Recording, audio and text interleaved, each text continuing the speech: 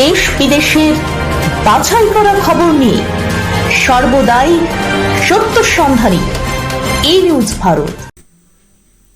নমস্কার, ই নিউজ ভারতে আপনাদের সকলকে স্বাগত। শুরু করছি ওয়েদার আপডেট। ফেব্রুয়ারির শুরুতে তাপমাত্রা বাড়লেও নিম্নচাপের প্রভাবে আবহাওয়া বদলেছে।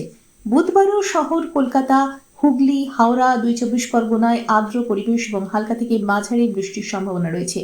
বিশেষ করে দক্ষিণ ২৪ পরগনা, পূর্ব ও পশ্চিম মেদিনীপুর এবং ঝাড়গ্রামে বজ্রবিদ্যুৎ সহ ঝোড়ো হাওয়ার পূর্বাভাস রয়েছে। আগামী ২ থেকে ৩ দিনে সর্বনিম্ন তাপমাত্রা আরও ২ ডিগ্রি সেলসিয়াস বাড়তে পারে। দক্ষিণবঙ্গের পাশাপাশি উত্তরবঙ্গের জলপাইগুড়ি, দার্জিলিং এবং কালিম্পংয়েও হালকা বৃষ্টির সম্ভাবনা রয়েছে। উত্তরের জেলাগুলিতে ভোরের দিকে কুয়াশা এবং মেঘের গর্জন থাকলেও বেলার দিকে আকাশ পরিষ্কার হবে। তবে আগামী রবিবার থেকে উত্তরবঙ্গেও পারদ কিছুটা চড়তে পারে বলে জানিয়েছে আবহাওয়াবিদরা।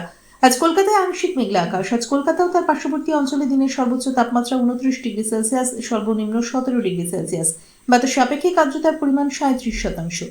ব্যুরো রিপোর্ট, ই নিউজ ভারত।